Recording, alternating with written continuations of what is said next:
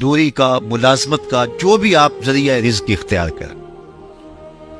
तीसरा मकसद हमारा रिज्क कमाने का, मुआशरे के वो लोग जो कमाने के अहल नहीं हैं, अपाहज हैं, कमज़ोर हैं, लाचार हैं, माजूर हैं, अरामिला हैं, युतमा हैं, मसाकीन हैं, बेवगान हैं, गुरबा हैं, इसी तरह मदारसे दीनिया हैं, इसी तरह फलाही कामों के सिलसिले के अंदर जो ज़रूरियात मुआशरे में पड़ती है, वो मुआशरे की ज़रूरियात होती हैं, उनके लिए रिज़्क़ कमाया जाए कि मेरी ज़रूरत से, हाजत से अगर अल्लाह मुझे ज़्यादा दे दे तो मैं ये जो मेहनत कर रहा हूँ वो मेरी ज़रूरत भी पूरी करे, मेरे बच्चों की ज़रूरत भी पूरी करे, और इससे अगर ज़ायद हो जाता है तो मैं उस ज़ायद रिज़्क़ से बहुत सारे लोगों के काम आ सकता हूँ, बहुत सारे लोगों के लिए ज़रिया बन सकता हूँ। ये तीन नियतें मुस्तहज़र हों और जो ज़राए हैं वो हलाल, उसमें सूद नहीं होना चाहिए, मिलावट नहीं होनी चाहिए, उसमें झूठ नहीं होना चाहिए, झूठी कसम नहीं होनी चाहिए, क्योंकि अल्लाह ताला जल्ला शान चार लोगों से दुश्मनी रखता है। जिससे अल्लाह दुश्मनी करे तो उसके पल्ले बाकी बचता क्या है। उनमें से एक कि कारोबार में कस्में खा करके सौदा बेचने वाला। कस्में खा के सौदा बेचने से सौदा तो बिक जाएगा लेकिन बरकत नहीं। इसी तरह मन गश्शा फलैसा मिन्ना, जिसने मिलावट की वो हमसे नहीं है। तीसरी बात कि उसमें झूठ ना बोले बल्कि उसमें सच्ची बात कहे। और चौथी बात और जो बुनियादी है कि आपके कारोबार के अंदर सूद की किसी सूरत में भी आमेज़श नहीं होनी चाहिए। सूद के बहुत रंग हैं, मुख्तलिफ तरह के सूद हैं। अल्लाह के महबूब ने एक मुकाम पे फरमाया कि सूद के 70 दर्जे हैं, 70 सूरतें हैं, और सबसे जो निचला दर्जा है सूद का, उस सूद का एक दिरहम लेना, एक दिरहम सकी मां से बदकारी करने के मुतरादिफ। अब आप ये अंदाजा कीजिए, ये हज़रत अबू हुरैरा रज़ियल्लाहु ताला अन्हु की मरवियात से है। और फिर उससे जो बेबरकती नहुसत कारोबार के अंदर आएगी तो कुछ बाकी नहीं बचेगा। अगरचे वो देर के साथ पहुंचेगी लेकिन वो कारोबार अपने मंतकी अंजाम तक जरूर पहुंचेगा। और सबसे बड़ी बात यह है कि सूद तुम्हारा बातिन खा जाएगा, सूद तुम्हारे अंदर को लूट लेगा, तुम्हारे रब की नाराजगी का सबब। अल्लाह ताला जल्ला शानहू ने कुरान मजीद में बहुत सारी बातों से मैं मना किया कि ये काम तुमने नहीं करने हैं, हुक्म दिया कि ये काम नहीं कर। उसकी हिकमतें भी बयान, मिसाल के तौर पे शराब की हिकमत है तो शराब पीने से तहव्वुर भी पैदा होता है और बहुत सारी चीजें मिलती हैं, लेकिन कहा कि इसके नुकसान भी हैं। वह इस्मुहुमा अकबर मिन नफ़इहिमा, इसकी बुराइयां और इसके नुकसान जो हैं, इसके जो मुनाफे हैं उससे ज्यादा है। बदकारी और ज़िना के बारे में मुमानत का हुक्म दिया तो फरमाया ला तक़रबुज़ ज़िना इन्नहु काना फ़ाहिशतम व साअ सबीला। ये बड़ी खुली बेहयाई है और बुरा रास्ता है, शरीफ आदमियों को ज़ेबा ही नहीं देता। उसकी हिकमतें बयान फरमाई। अब आई बात सूद की, और ये बहुत बुरी बात थी। अब मदीने के यहूदियों ने कहा इन्नमल बैउ मिस्लु रिबा, कि जो बै है वो भी सूद और बै एक जैसे हैं। वहां भी पैसे लगाए जाते हैं और नतीजा मिलता है नफे की सूरत में, और यहाँ भी पैसे ही लगाए जाते हैं तो नतीजा मिलता है, तो दोनों एक जैसे हैं। ये क्या हुआ कि एक हलाल है और एक हराम है? दोनों जगह पैसे इन्वेस्ट किए जाते हैं और नतीजा सामने आता है। उसका जवाब अल्लाह अगर चाहता तो इस पे दलाइल देता ना कि सूद कारोबार जैसा नहीं है, और अल्लाह दलाइल के अंबार लगा देता। लेकिन यहां अल्लाह ताला ने जो जवाब दिया वो जरा सुनिए और तवज्जो कीजिए। जब उन्होंने कहा कि सूद और बै, कारोबार और सूद एक जैसे हैं, अल्लाह फरमाया एक जैसे नहीं हैं। क्यों एक जैसे नहीं? दलील जरा सुनिए। वअहल्लल्लाहुल बैअ व हर्रमर रिबा, अल्लाह फरमाता है एक जैसे इसलिए नहीं कि तुम्हारा रब इनको एक जैसा नहीं कहता। बात खत्म। ये उसकी हाकमियत का ऐलान है। यानी अल्लाह यहां कोई दलील नहीं दी।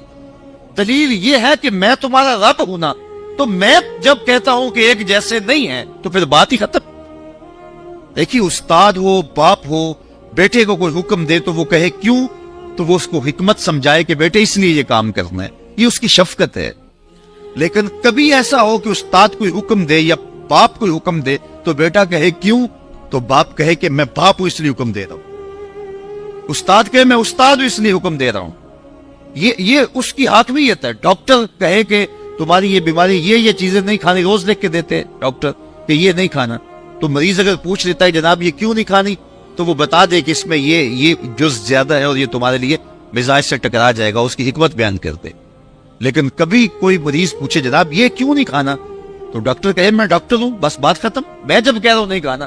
تو یہ اس نے اپنی اس شان کو بیان کیا. تو اللہ تعالیٰ جل شانہ یہ اپنی حاکمیت کو بیان کیا کہ وہ کہتے ہیں کہ سود اور کاروبار ایک جیسے ہیں. اللہ فرماتا ہے ایک جیسے نہیں ہیں. کیوں؟ کہ تمہارا رب ان کو ایک جیسا نہیں کہتا. جب رب ایک جیسا نہیں کہتا تو پھر ایک جیسے نہیں ہے. اب اگر کوئی کہتا ہے کہ نہیں میں تو کروں گا، اللہ فرماتا ہے پھر میں اس کو جنگ کا چیلنج دیتا ہوں. بہت سارے امور ہیں، غلطیاں ہیں، لیکن اللہ نے کسی کو جنگ کا چیلنج نہیں دیا ہے. پورا قرآن اٹھا لیجیے، صرف ایک سود خور ہے جس کو اس نے جنگ کا چیلنج دیا. اور اللہ جس کو جنگ کا چیلنج دیتا ہے پھر اللہ کی خفیہ تدبیر اس کو جکڑ لے، اور پھر وہ ایک وقت آگے کہتا ہے، پھر اتنا روتا ہے چیختا لیکن کوئی حل نہیں ہوتا. تو اللہ کی خفیہ تدبیر سے بچنے کے لیے ذرائع بھی حلال ہوں اور نیات بھی جو ہے اہداف بھی یہ ہوں. لیکن اگر ہدف یہ ہو گیا کہ میرے پاس دولت زیادہ ہوگی تو میں عیش و عشرت کروں گا، تو یا یہ نیت ہوئی کہ میرے پاس دولت ہوئی تو میں اپنے خاندان برادری، ہمارے پنجاب میں کہتے ہیں شریکہ، اس میں بڑا نمایاں ہو جاؤں گا، ان پر تفاخر کروں گا.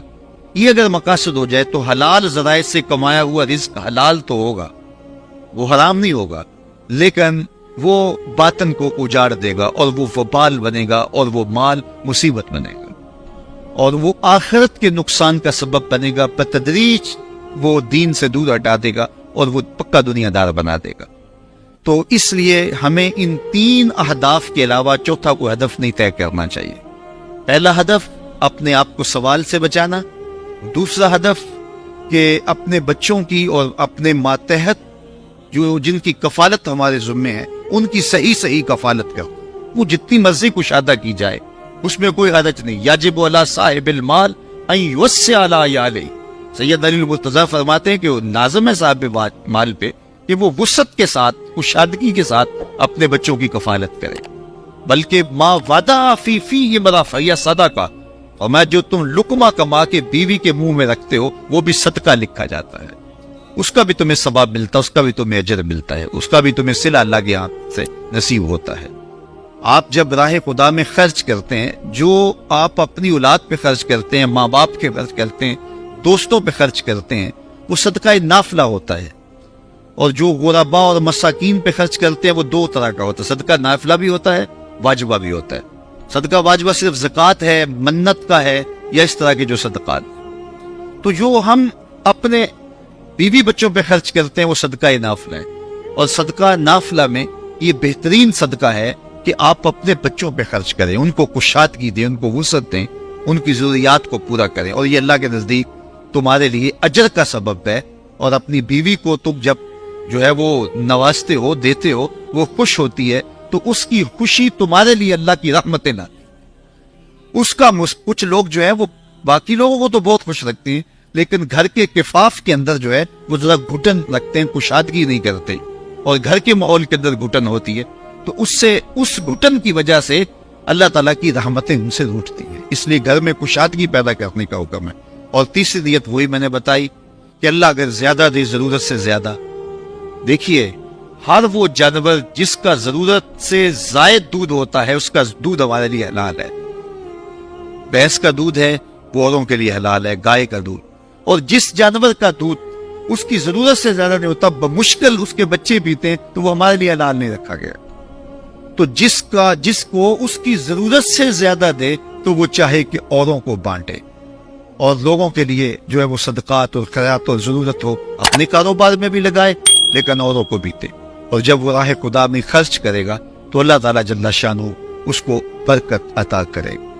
تو یہ جو کاروبار کے ذرائع ہوتے ہیں یہ اللہ کی رضا کا سبب ہو سکتے ہیں. ایک موقع آیا کہ جب غزوہ تبوک کے لیے صحابہ نے حضور نے صحابہ سے فنڈ مانگا، تو انہوں نے جب پیش کیا تو صحابہ میں سے جو غریب تھے انہوں نے کہا کہ ذہب اہل الدثور فی الاجور، کہ جو اہل دثور ہیں، جو مالدار ہیں، وہ تو اجر میں ہم سے بڑھ گئے. اور ہم بہت پیچھے رہ گئے. انہیں حسرت ہوئی. آقا کریم علیہ السلام نے غلام آزاد کرنے کی ترغیب دی تو سب سے زیادہ غلام آزاد کیے تھے حضرت عبد الرحمن بن عوف رضی اللہ تعالیٰ عنہ. 1 2 4 10 غلام نہیں، انہوں نے اپنی زندگی میں 30,000 غلام آزاد کیے. بالکل زیرو سے شروع ہوئے تھے، زیرو سے. جب مکہ سے ہجرت کر کے مدینہ آئے تو حضور نے مواقعات قائم کی. ایک انصاری کو اور ایک مہاجر کو جوڑ دیا، کہ یہ تمہارا بھائی ہے، اس کو تم نے سٹینڈ کرنا، کھڑا کرنا. تو انہوں نے آدھے آدھے مال دے دیے. لیکن حضرت عبد الرحمن بن عوف کا جو انصاری بھائی تھا اس نے کہا جناب میں کیا پیش کر سکتا ہوں. اس نے کہا میرے بھائی تو مجھے بازار کا رستہ دکھا دے، اگلا کام میں جانوں، میرا کام ہے. تو جو ہاتھ سے کام کرنے والے ہوتے ہیں، محنتی ہوتے ہیں، اللہ تعالیٰ انہیں سرفرو کرتا ہے. تو عبد الرحمن بن عوف رضی اللہ تعالیٰ عنہ کو وہ بازار لے گئے اور بازار کی نوعیت سمجھا دی کہ اس وقت منڈی میں یہ تیز ہے اور یہ کمزور ہے اور یہاں کے حالات اور مزاج یہ ہے. کہا بس آپ اب گھر جائیے، اب میں جانوں اور بازار جانا ہے. پھر حضرت عبد الرحمن بن عوف جو بالکل زیرو سے شروع ہوئے تھے، جب ان کا وصال ہوا 30,000 غلام تو نے زندگی میں آزاد کیے، اس کے علاوہ دیگر مدات میں بھی خرچ کیا. اور جب آپ کا وصال ہوا تو 4 ازواج تھی، ان کی اولادیں تھی. آپ نے اپنے مال کا 3 حصہ راہ خدا میں خیرات کرنے کی وصیت